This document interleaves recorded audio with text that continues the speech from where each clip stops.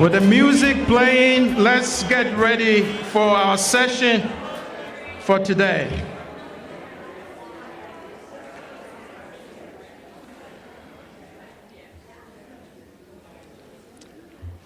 Good morning. It's really exciting to see you back. I know for some of you, you didn't go anywhere because we're teaching throughout the summer. And I also realized that there were some faculty who stayed throughout the summer to do some routine work. We really appreciate the fact that they stayed behind and did more work. Can you use the mic? Can you use the mic, please? Yes, I cannot hear you up here. Good morning. Glad to see you and welcome back. It's always exciting to come back and start all over again. But I believe that you've had a chance to rest, to take a look at your notes, and to be ready for the coming semester. Some of us have been around throughout the summer. It's not the same when you are not here with the students. And so we're really excited that we're going to start the 2018-19 academic year. I can't believe that we are in FY19, fiscal year 19. And so it's always exciting, especially for the work that we do as academics at this institution and for the staff who support us.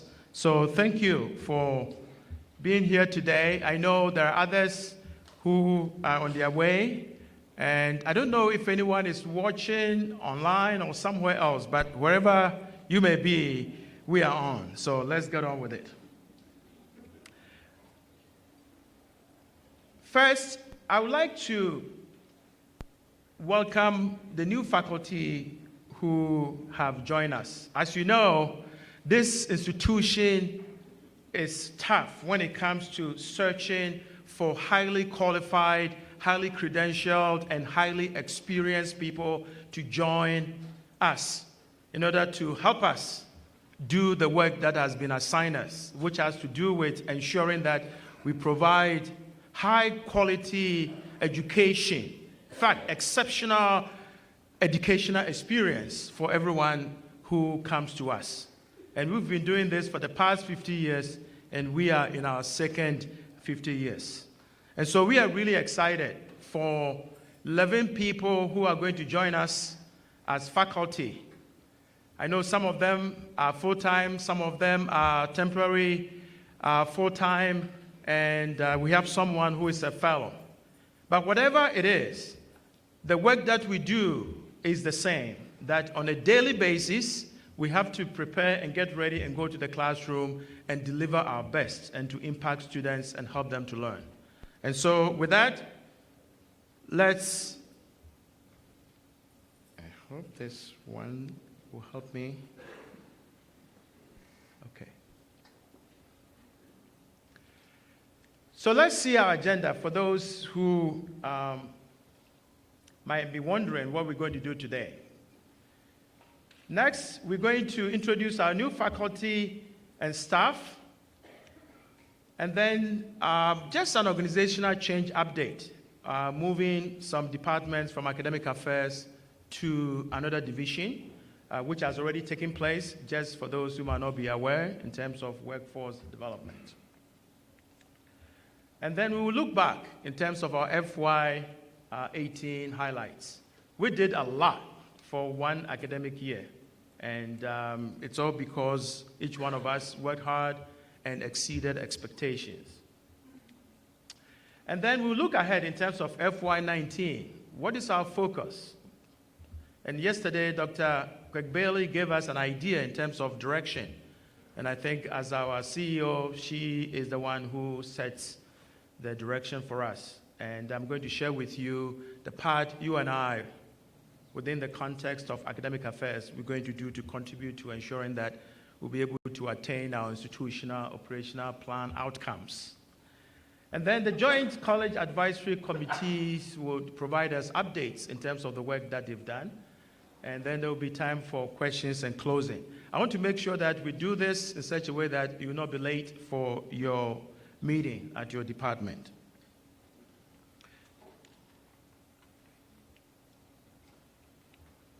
So we have faculty in Agriculture and Industrial Technology Department. Actually, we have 3 of them, and the first one is Matthew Weir, who is going to be a faculty in the GM ASEP program.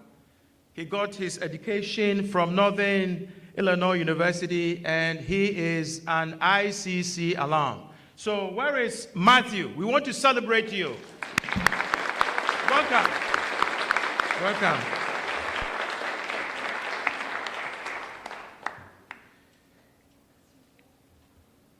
Next, we have Zach Flynn. Zach Flynn is not with us, but he is highly qualified, trained by IBEW, having gone through all the accreditations to be part of the industrial electronics technology. And I know you are familiar with the last name Flynn, and somehow looks like they may be related, but he is not here today. Right now, he is going through the NIMS training, a special training for those who are going to be part of the apprenticeship program. So we have someone from the outside who is here to provide training. So would you join me in welcoming Zach Flynn, even though he's not here? All right. Okay. Tim Polka. He got his education from the University of Illinois, Springfield. Tim is not here this morning. He's part of the training that is going on. He's going to be in the manufacturing mechatronics technology program.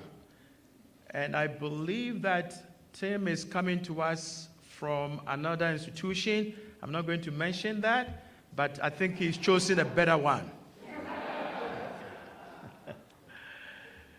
We have Dr. Kelly Funk, who is going to be in the education program in the Arts and Behavioral Sciences Department. She was trained by Bradley University. Is Dr. Kelly Funk here this morning? Yes. Welcome.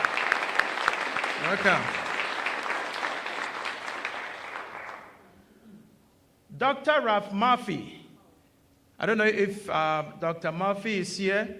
He is the one who has been selected as the James K. Polk Faculty Fellow. For those who've been around for a while, you know about the establishment of this fellowship. And so there was competition, and Dr. Murphy was the one who came on top. He is going to teach some classes in the Business Legal Information Systems Department, and he's going to be an adjunct faculty and also take on some other responsibilities. But he's going to spend full time with us for 1 academic year, and if he does a very good job, then we may consider him for a 2nd year. But there are details, there are guidelines as to how the fellowship is run. So I'm not the one setting the rules have already been set. But we are really excited to have Dr. Ralph Murphy join us. I don't believe he's here, but whatever it is, let us welcome Dr. Ralph Murphy.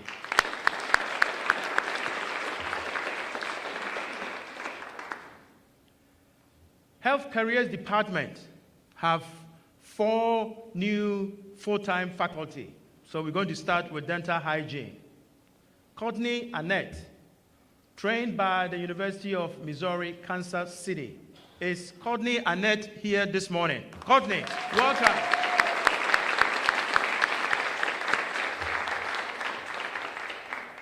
Next, Certified Nursing Assistant Program. We have Jessica Blackmore, trained by Bradley University, who is going to be a CNA coordinator. Is Jessica here this morning? Jessica, welcome. Welcome, welcome. We have, the nursing program has 2 new full-time faculty. Suzanne Singleton, trained by Chamberlain College of Nursing and ICC alum. Is Susan here this morning? Welcome, welcome Susan. Great, great. There you go. Yesterday we had a better one, and you know why. Okay, so let's go on to the next one. Okay, Karen Burkett, Nursing Department or Nursing Program, University of Phoenix, ICC alum. Is Karen here this morning? Karen, welcome. All right. Humanities Department, English, Melissa Gruno, trained by the National University in New Mexico State. Is Melissa here this morning? Melissa, welcome. Great. Math, Science, and Engineering Department, Engineering. We have Jennifer Grode, who was trained by the University of Michigan. When I met Jennifer, there was some kind of warfare between Michigan State and University of Michigan in my office. But at the end, I realized that she was the best candidate and the best fit for the job as an engineer from the University of Michigan. So please, would you join me in welcoming Jennifer Grode?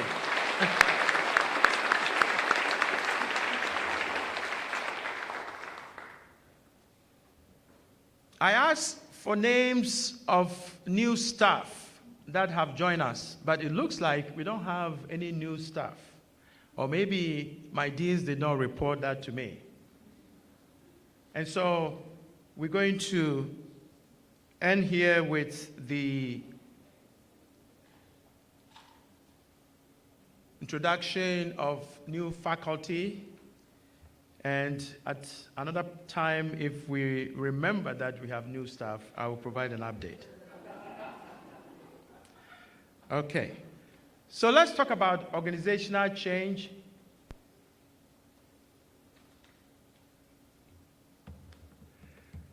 As you know, as part of our desire to serve our communities better, we've come up with different ways by which we can do that. One of them was we talk directly with our employers, the businesses, the industries, and the communities to find out their real needs. Because sometimes we find that the college may be responding to a need that it has imagined. And over time, if you do not take stock of where your programs are going and who you are serving, what happens is that there is a mismatch in terms of where we are going and where the business and industry folks are going. So based on our interactions with them, they've made us aware of the fact that right now they have several openings in terms of jobs that are available, but they do not have a skilled workforce. As a result, and given the fact that we wanted to do things new and innovate and to make sure that we serve our communities well, we have created a new division, and I know you've heard about it. It is the Workforce Development Division that is headed by my friend, Dr. Andrew Kerr, who's been around for the past 4 or 5 months. And so this morning, for those who might not know Dr. Andrew Kerr, he's a great guy, highly qualified, credentialed, experienced, having traveled all over the world, but he's also from this area, and he's come home to help us. So please, would you help me in welcoming Dr. Andrew Kerr, who is working with us.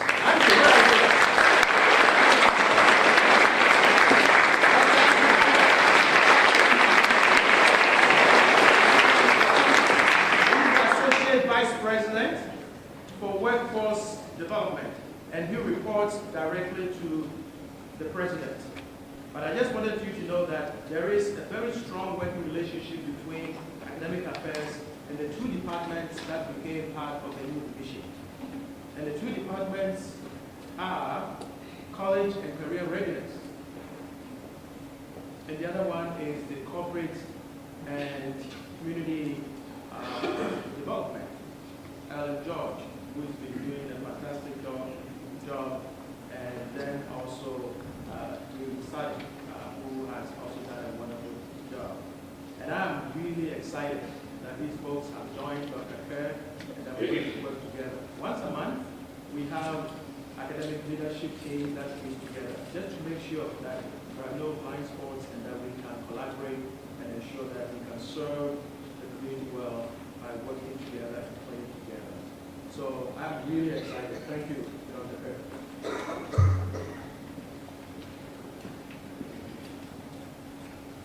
So let's do some highlights of what happened last year. And I just want to thank you so much for being with me and hanging in with me for the past year, because I was new to this institution, and to tell you the truth, I am still learning about the psychology and the anthropology and social psychology and the political dimensions of this institution. It takes a while. But I'm amazed about the fact that we have a very resilient organization, and that whatever challenge that is thrown to this organization, we all are able to come together and find a solution to those problems. So I am impressed, highly impressed, about the way this organization is able to pick up challenge and move in the right direction. And I can say for sure that this institution is in the right place, not because of me, because this institution has been here for the past 50 years, but there is renewed energy. There is a sense of collaboration. There's a sense of moving in the same direction. And when I interviewed for this job, one of the things that I told Dr. Kwek-Bailey was the fact that I want to be at an institution where everyone is moving in the same direction. And under her leadership, I believe that we are moving in the same direction. Research shows us that in order to move an organization, first, there is the pre-takeoff stage, which is to lay a solid foundation. And then there is the takeoff stage. Right now, we are in the pre-takeoff stage, in which we are laying solid foundations. We are investigating, we are designing, we are doing a lot of things in order to set this institution up for takeoff. And I'm highly impressed. Based on my work with American Council on Education and having looked at prototypes of successful institutions, I can tell you that we are going to be one of the best community college in this nation, because we have taken time to do it and do it right. And so that gives me energy on a daily basis. I believe the same thing is true for you when you wake up. The sense of urgency, the sense of purpose, and the sense of mission. And I see that all the time. Having worked with faculty throughout the summer when they could have taken off for vacation, who were still here. For those who had to go and relax, you needed that. But I know you've come with a renewed sense of purpose to work with everyone to ensure that we'll be able to make much, much progress. So, I don't know, I think my slides, I don't think there's a, okay. Let me think things have moved around a little bit. Okay. So let's go back. Let's start with the contract. I just want to stop here and draw attention to the fact that. Thank you. I just want to take. 1 second. Okay.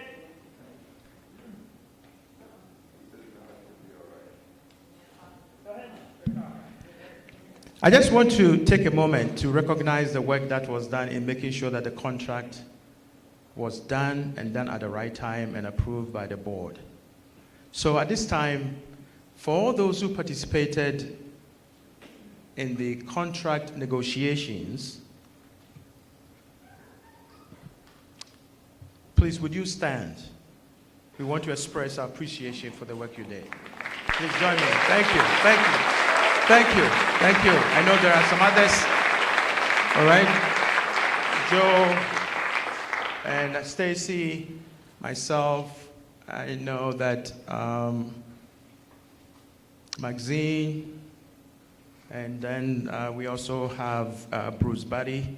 On the management side, it was led by Bruce Buddy, and then on the faculty side, led by Maxine, and I know that Dan also played a key role in terms of making sure that times when we were not that sane, he would make sure that we were on the right track. So we appreciate all the work that you did.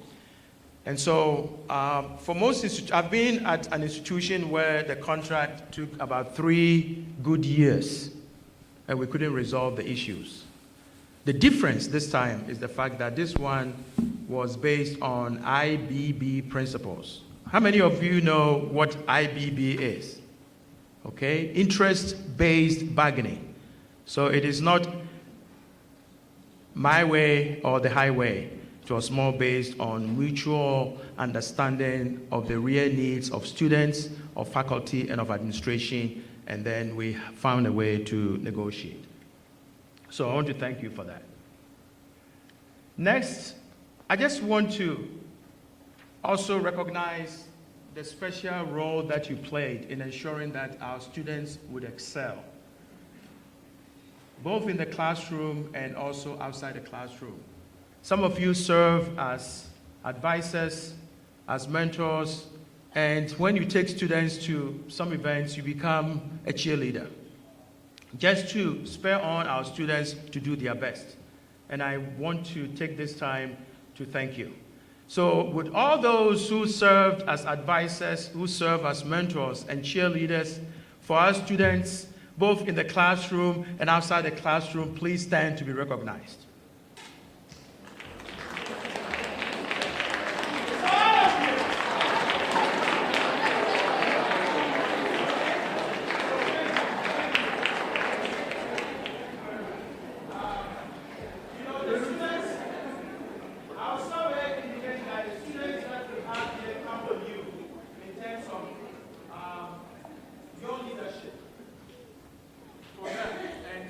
As role models for them. So I just want you to know that the students appreciate that.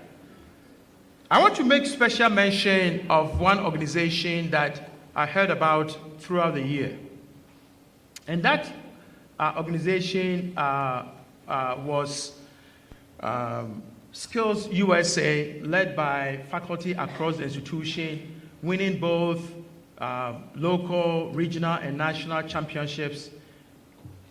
And it's something that is quite impressive. And I believe that the Honor Society and the Phi Theta Kappa Honor Society, all of them are competing. And they are winning. And the students are getting a lot of education. So I just want to thank you for the work that you do in supporting our students. I also wanted to bring to your attention the fact that the following programs received accreditation.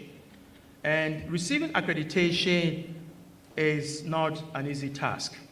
And so I just want you to join me in just sharing up our friends, our colleagues who got accreditation. The CAT program, the DAC program, the radiographer program, as well as LPN. I believe LPN, this is the first time, is it? Yeah.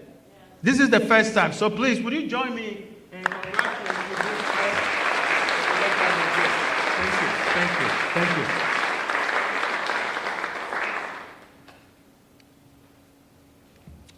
Program review. I know that there were 34 academic programs, 1 discipline. ICCB defines a program separate from a discipline. So there's 1 discipline, which is math. There's 1 cross-disciplinary instruction area, which is developmental math, and then student support services, career center, and then academic support centers. You all provided reports, and I appreciate that.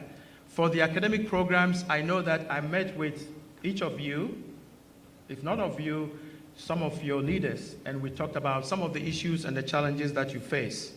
And so I just want to thank you for writing the report, the conversations that we had, and I know that the program improvement plan that you shared with me, you're going to follow through with that. And if you need any support, we are available to make sure that your program is strengthened and that you'll be able to deliver what you promised students. Next, together we also worked on the program Vitality Pilot.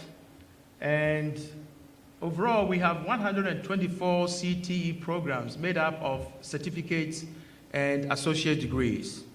These are the Associate of Applied Science.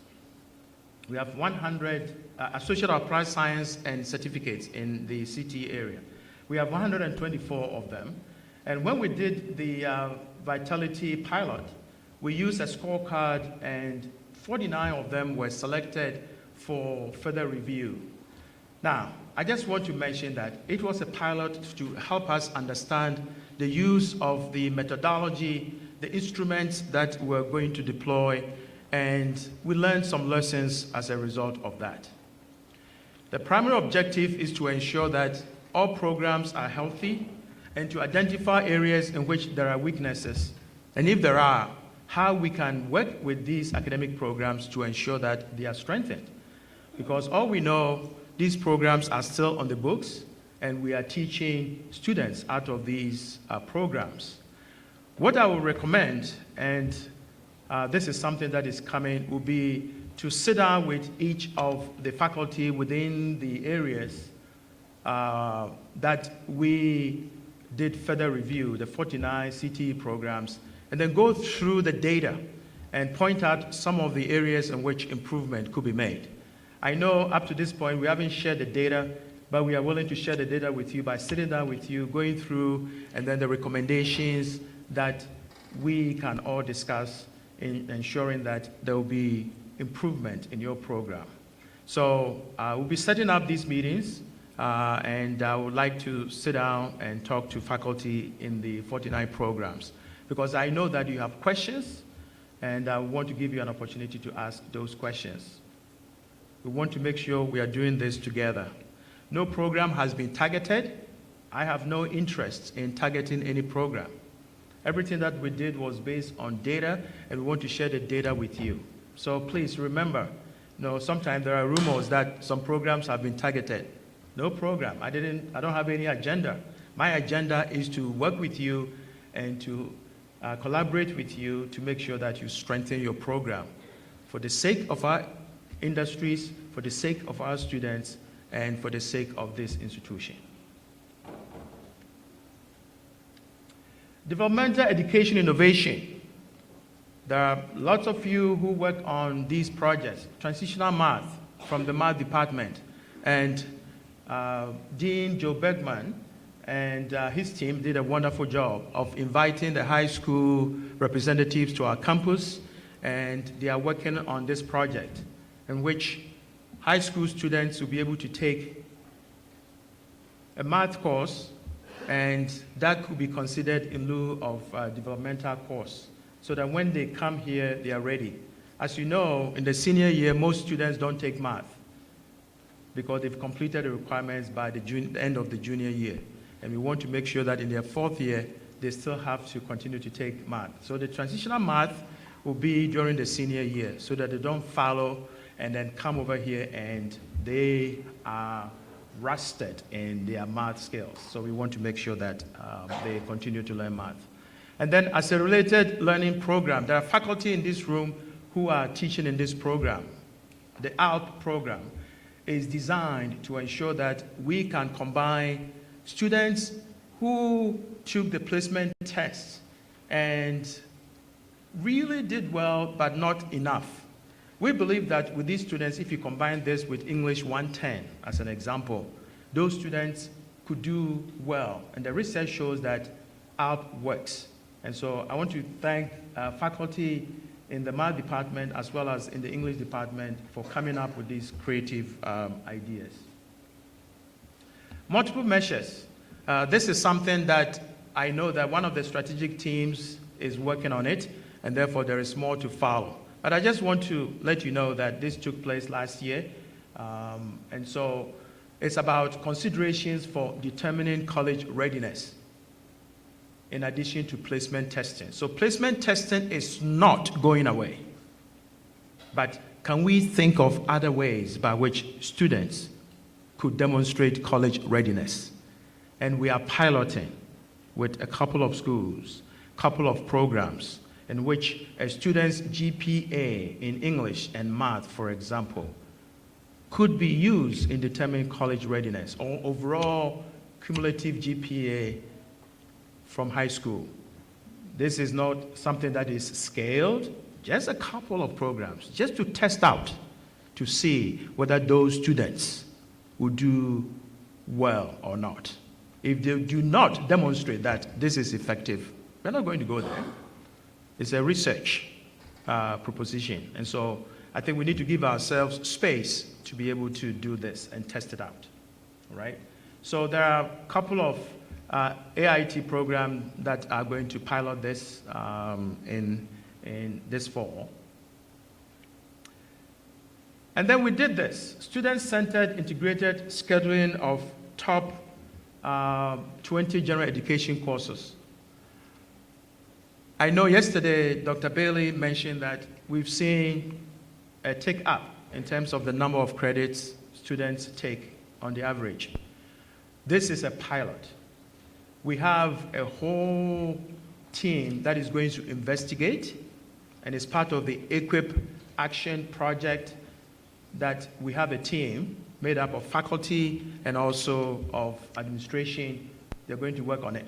We're not going to scale this. This is just the top gen ed courses that we wanted to test out in terms of putting those courses prime time between 8 a.m. and 1 p.m. and to see what will happen in terms of helping students to make a full load, which is 15 credits a semester. We are now at 9. Our hope is that if this works out and we all agree to move forward and to scale it in the future, maybe it might help more students to take more classes. So it's a pilot, but we are making a difference. And then assessment of student learning. We launched ILOs, and they were designed to replace the gen eds that we have. All of you participated in it. We aligned ILOs with course outcomes.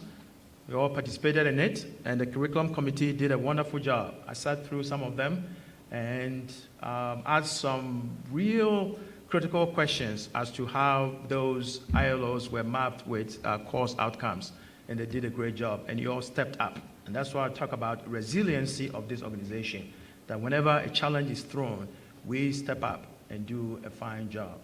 So I also want to mention the collaboration between assessment and gen ed committees. They are working together because once you come up with the general education outcomes or the ILOs, you have to assess. And therefore, you want to make sure that you all sit in the same room and talk about how you're going to do that. Yesterday, Dr. Bailey talked about this, alignment, career pathways project. And so we completed IT, manufacturing, and health careers. So all these have been mapped from high school all the way to the university. And if you go to our website, you're going to find that we've posted this for the whole community, for students, for everyone to know that they can start from the high school, take appropriate dual credit early college courses, and get a leg up and come to us. Time to completion is reduced, and the students can also save time. For me, the best part is clarity, that if I decide to be a nurse, I don't have to figure that out when I am in my senior year and about to come to ICC. You figure it out when you are somewhere as a sophomore or even when you are a freshman. And then you can walk through the pathway and then come to us. Of course, it's not going to be easier to get in, but you know where you are going, and so you work towards that. Curriculum development. As we look into the coming year, I just wanted to share with you some highlights. And I want to start with curriculum development. Program mix is something that is very important for us to look at, and we've already started doing that. that we do program demand analysis, and we did this last year as well, that new programs meet community, business, and industry needs. What we are finding is that we may need a couple of new programs, but I can tell you, we have over 150 programs that anybody in our community, if he or she wants to learn, can pick any of them and get either a certificate or an associate degree. I think what we've discovered is the fact that we may have to repackage our existing programs.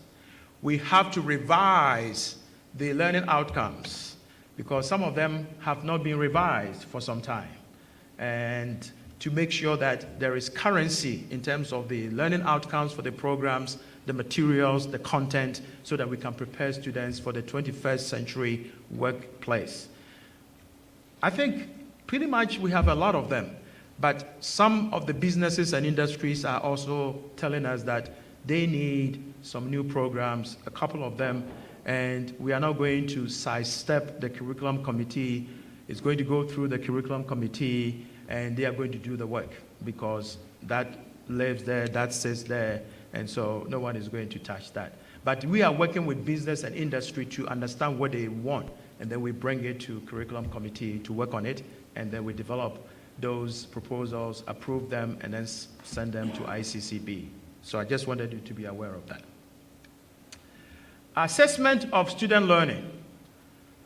These folks have worked so hard that they've come up with a 3-year assessment cycle for the college.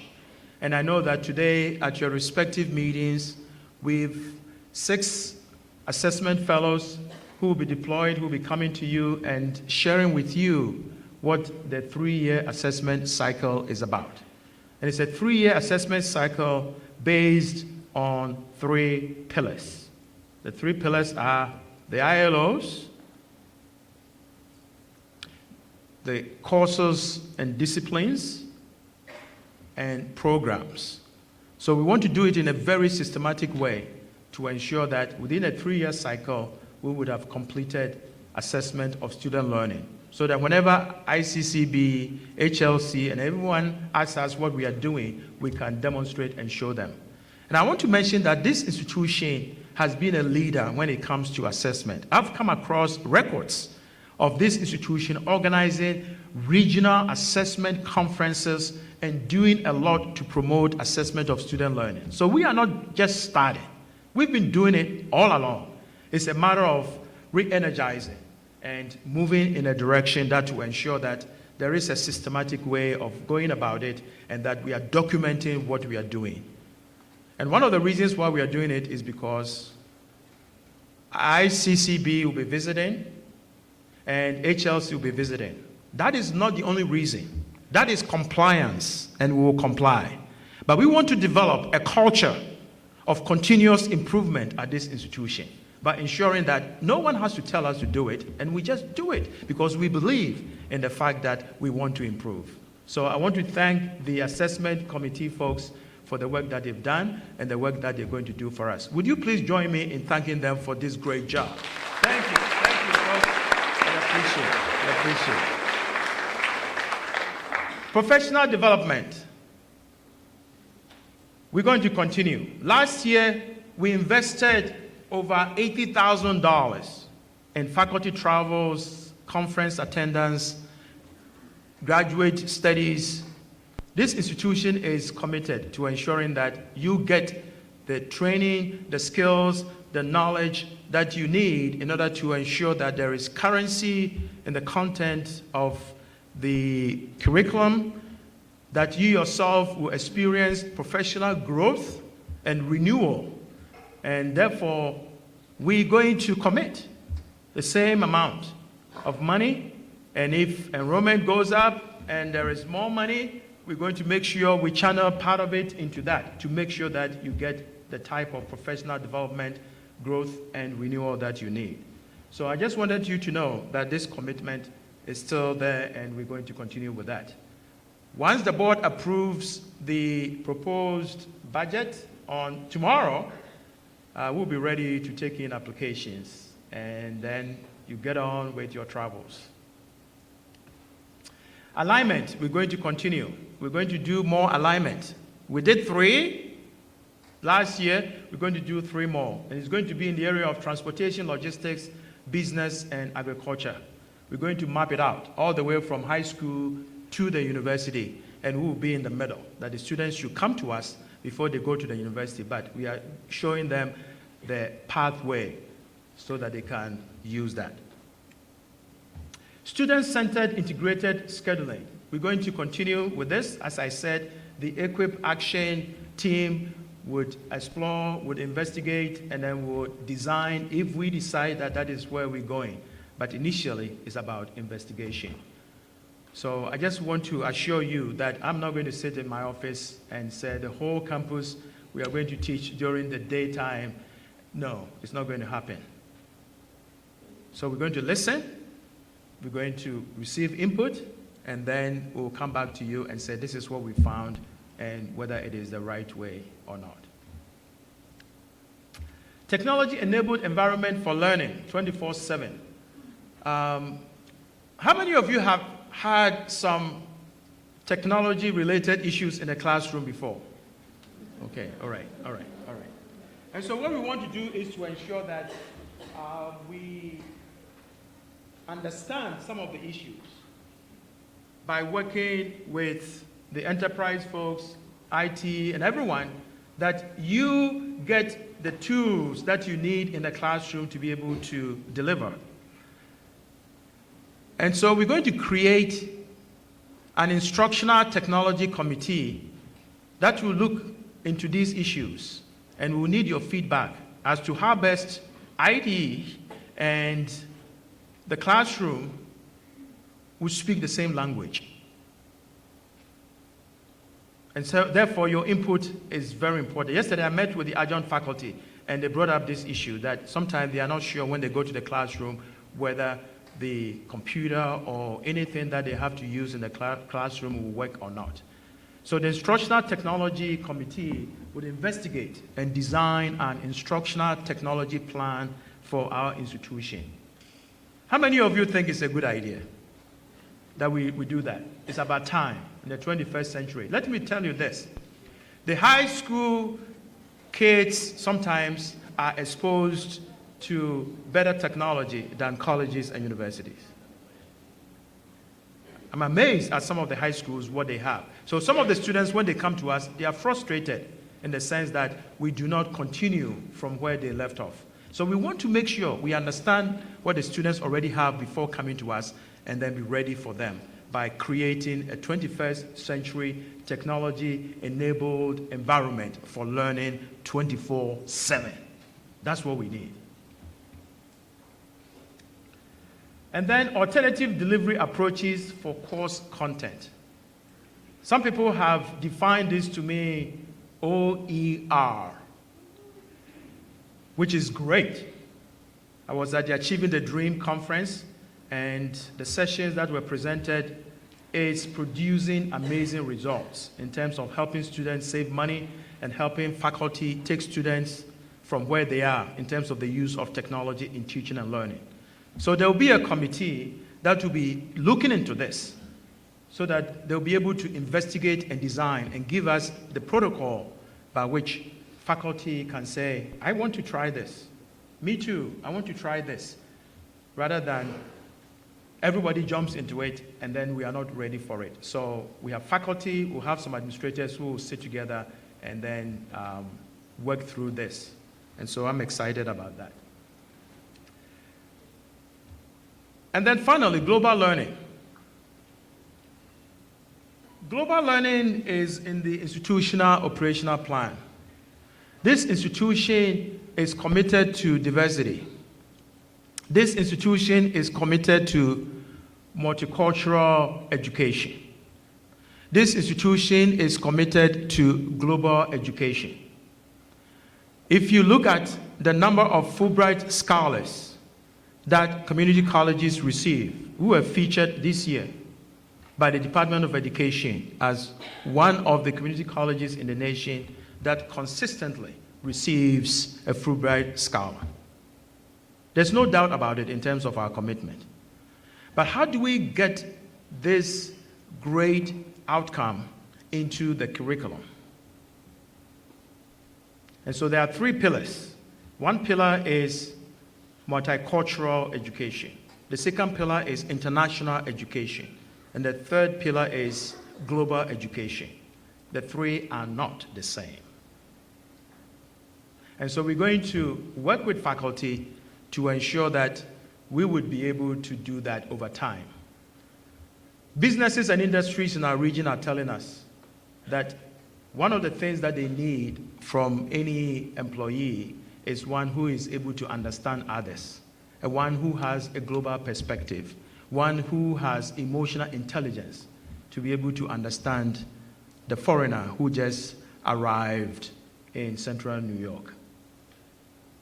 These are capacities and skills, knowledge, abilities, and habits of minds that do not come by chance. We have to be intentional about them. And so there's going to be a global learning committee that is going to investigate and design this for us. We don't want to jump into anything and then start sending people all over the place without a plan, and the pieces may not align. And so when the time comes, please, if you have experience, if you have interest in helping us promote global learning at this institution, we welcome your input. We welcome your participation even on the committee to give us ideas as to the way forward in this regard. I'm going to stop here and allow the advisory committees to present their updates.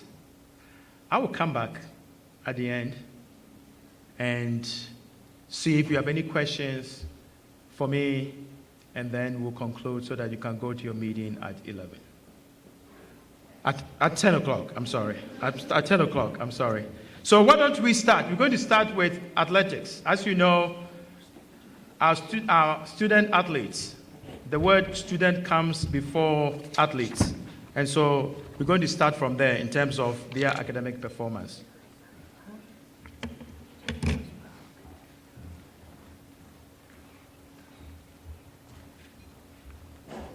I would say good morning. My name is Heather Doughty. I am the softball coach. I'm the assistant athletic director. I also want to introduce Kristen Farrell. She is the success coach that's been assigned to help our athletes. As you can see here, we've got 8 teams on campus. Most of you know that. They compete.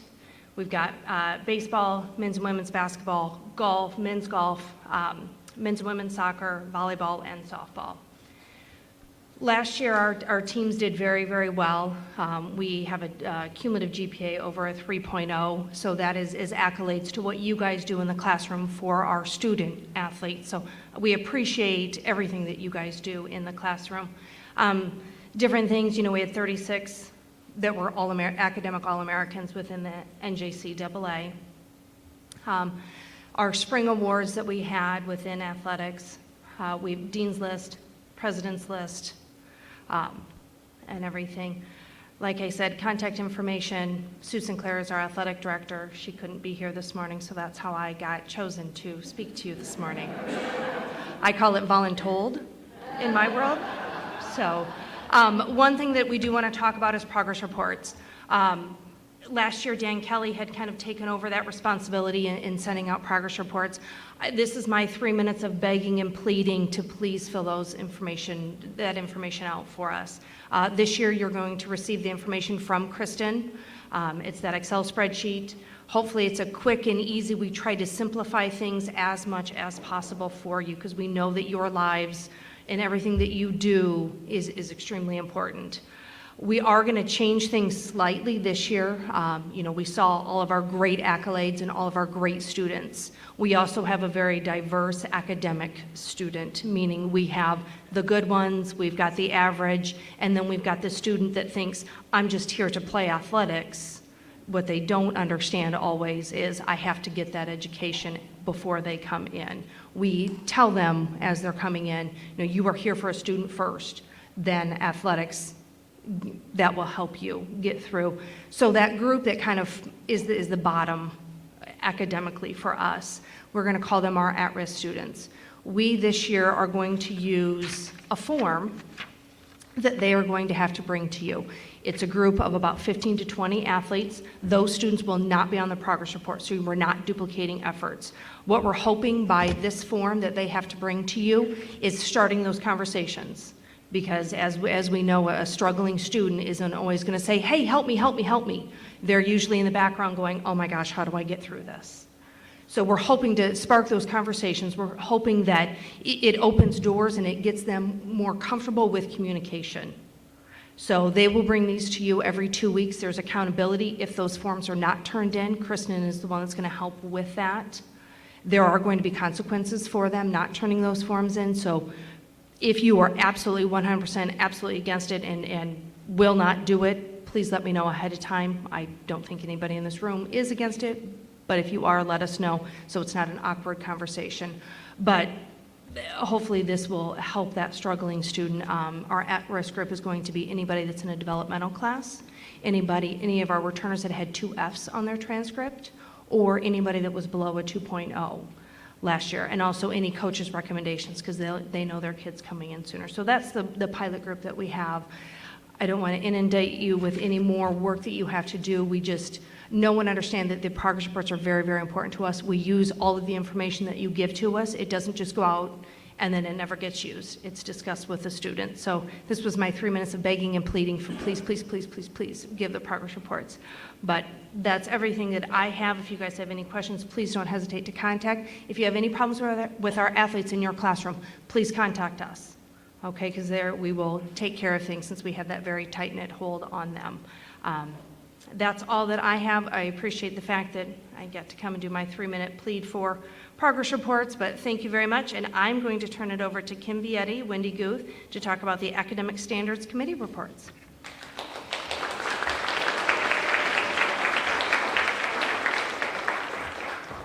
Good morning. Your Academic Standards Committee has continued with the process of finding other measures for validating college readiness and placement into transfer classes. Over the past few years, we've expanded multiple measures to include AccuPlacer, ALEX, SAT, AP, IB scores, and GED.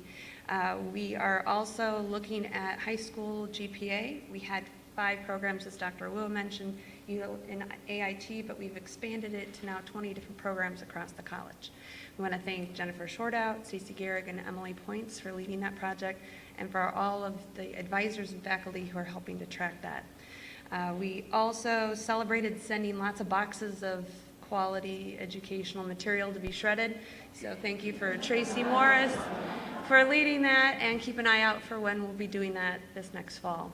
Right before summer, we also were looking at a pilot study in removing barriers to reverse transfer students. The rumor is that it went quite well, so we'll look at establishing a more formal process. We also will revise that grievance procedure to make sure that legitimate complaints are handled appropriately. And finally, we are looking at a grade appeal process, expanding that to include handling individual assignments as well as defining final course grade appeal a little bit more clearly. And lastly, we'll be looking at waitlisting and the logistics involved with that process.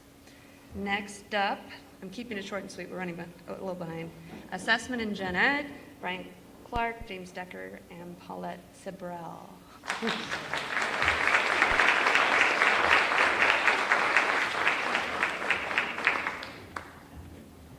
Good morning, everybody. As Dr. Ua mentioned, Assessment and Gen Ed collaborated a lot this year, and so rather than report separately, we're just going to report together quickly for you. As we started last year, we were putting the ILOs onto the syllabi, and from there, we started to map what ILOs were on what Gen Eds. Once we had them mapped, we started to really dive into the process that we would need to create a strengthened assessment program moving forward. And we really created stronger rubrics that really will map to every course that can be used in every course to really get that to where we need to be. And James is going to briefly talk to you about what that overall program is going to look like. Well, actually, Dr. Owuwa's slide pretty much covered it, so I'm not going to repeat what you already saw. I will, though, embellish a little bit about the middle. We talked about ILO assessment. We talked about program assessment. The new piece here is disciplinary assessment for non-CTE programs, and I'm using that term perhaps loosely, depending on which department you're in.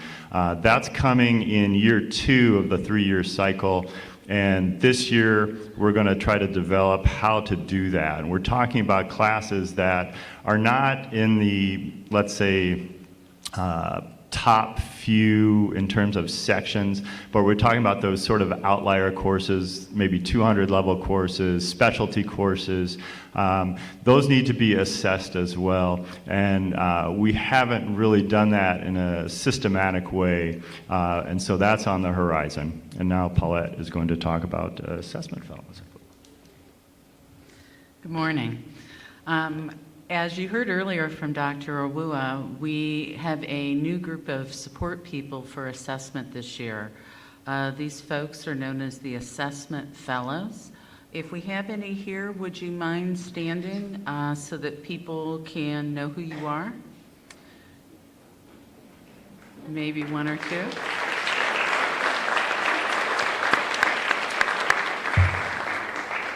The Assessment Fellows will be attending your department meetings and workshops. They're there to support you and help you through the new processes that we're implementing this year. Thank you. Eric from Curriculum is next up.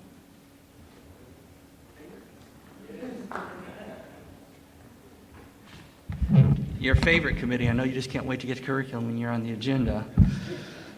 This time last year, I stood here as representative of the curriculum committee and told you we were going to, in one semester, review all GECC courses, curriculum syllabi, with the new ILO COL format, and we did that in one semester, thanks to your help and the diligence of our committee.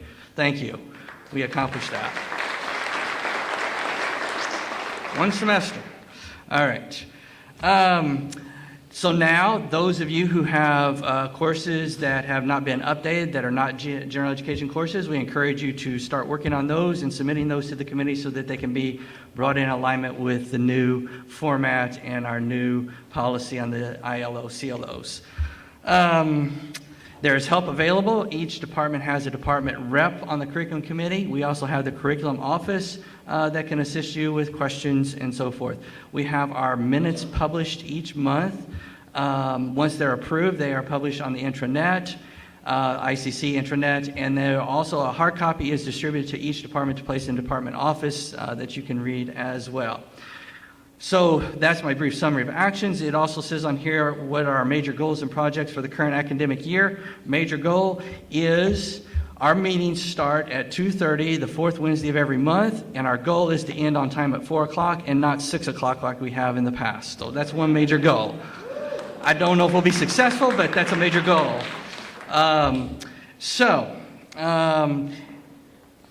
That pretty much covers it. So now I'm going to turn it over to the AQUIP Steering Committee with Julie Clemens and Jill Wright.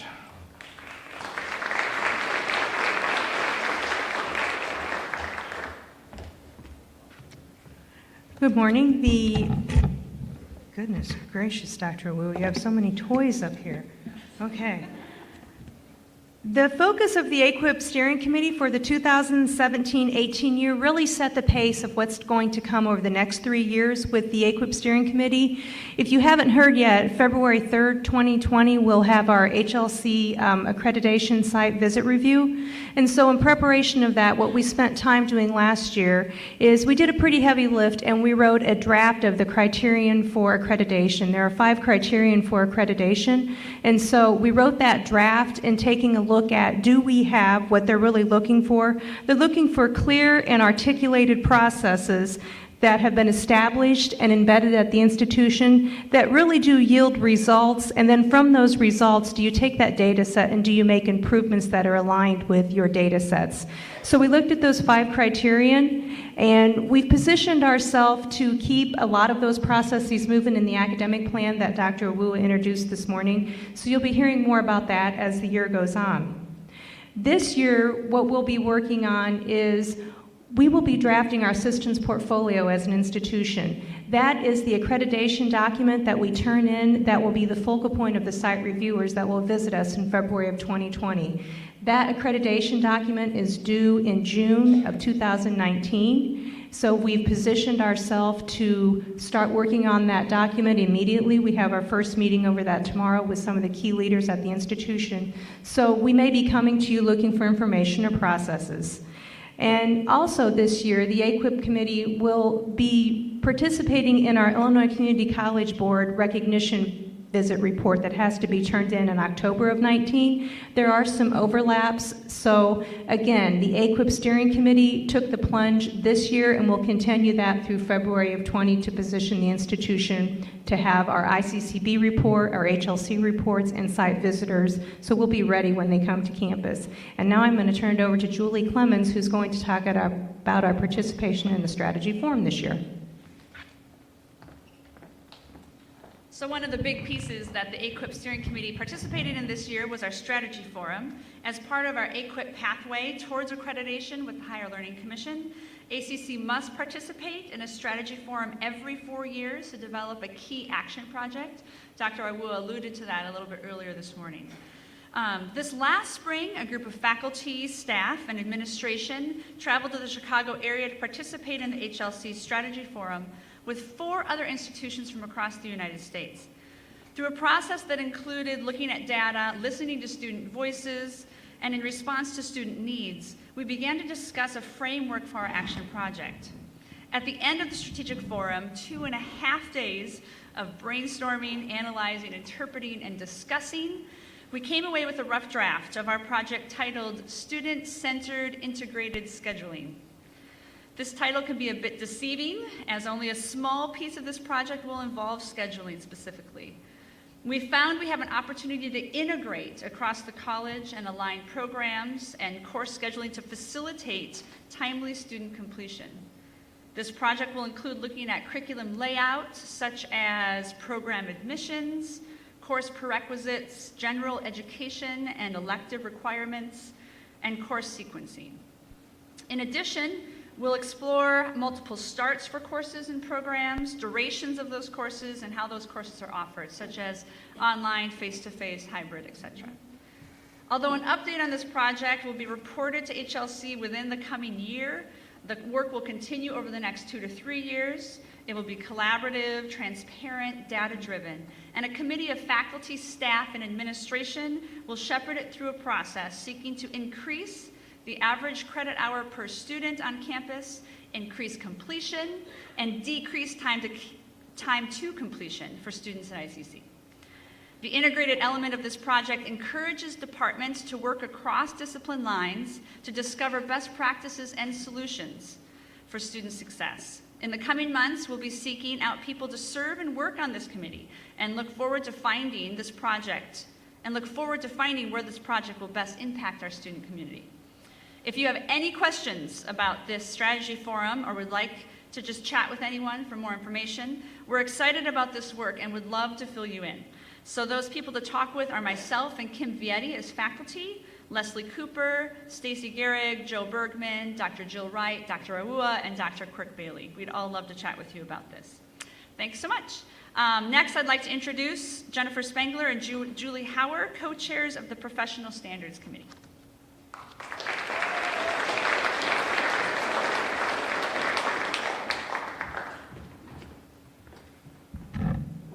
Well, we want to thank all the members of the Professional Standards Committee for their time and dedication.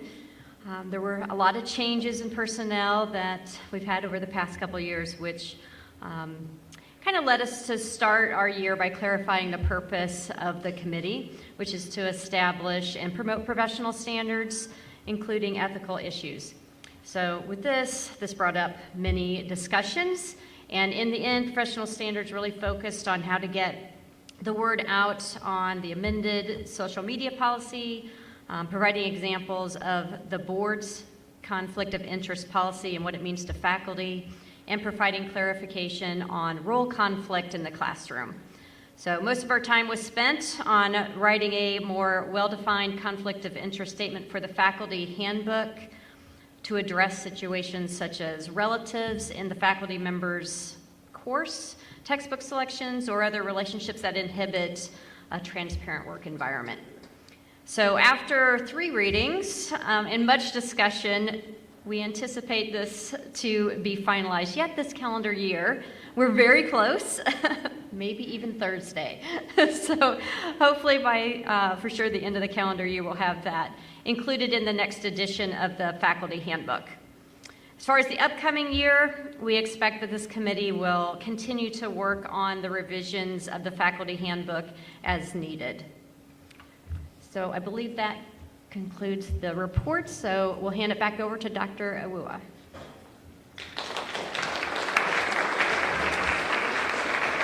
I want to make sure that we get out of here as quickly as possible so that you can join your colleagues at the departmental meeting.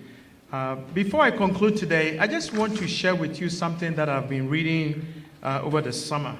You know, the word student success is something that we know right from the beginning when the institution was set up that it was all about. But we are defining it in a way that will help us manage it in terms of ensuring that we use data to define the success in terms of access, persistence, and completion, and for those who want to transfer. So it's a data-driven process of ensuring that our students will get what they need when they come here in order to achieve their educational goals. But one article that I've been reading from EAB is Educational Advisory Board, and Dr. Bailey has made sure that we've joined EAB in such a way that if you have any topic or any issue and you want them to do research for you, in this case for this institution, they will go to work. They are researchers sitting somewhere, and as soon as they get a topic, they do the literature review and put a report together for you. There is one that they've done on a single page called 6 Roles for Faculty in Student Success.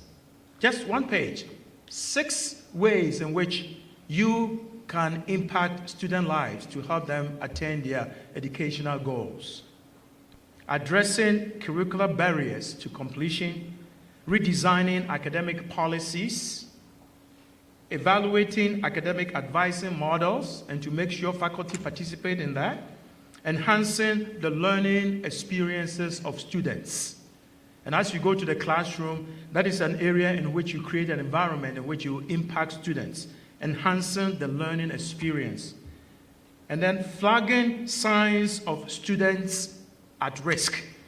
And I know that the athletic office folks define this for us, to be responsive and to make sure that the students get the help that they need, but you have to raise the alarm.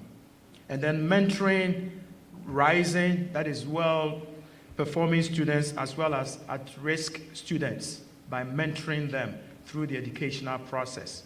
I have copies of this, which I know Johnny will be passing out, but I'll send you the link so that if you want to post it somewhere, and always just take a look at these 6 ways in which you impact the lives of students.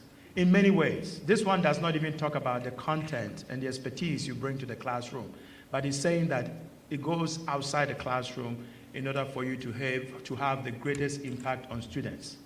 And as you go back into the classroom, I just want to say this, that what you do matters. We are changing minds, we are changing lives, and we are changing communities. And with this, I just want to send you off this year and wish you all the best. And I know and I believe that you're going to do a fantastic job. Have a wonderful semester and a wonderful academic year. Thank you.